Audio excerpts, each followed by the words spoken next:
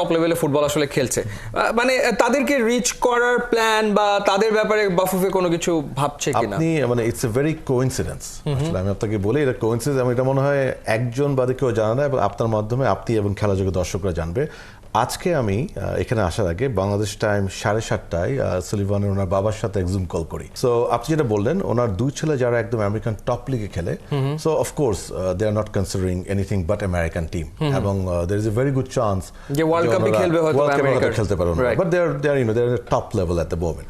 But ওনার আরো দুজন ছেলে আছে, they are quite young, I think 17, 16 অথবা 18 এই ধরনের এজে। সো ওই দুজন প্রাইমারিলি ওনার ইন্টারেস্ট পোষণ করেছে, so they have shown the interest.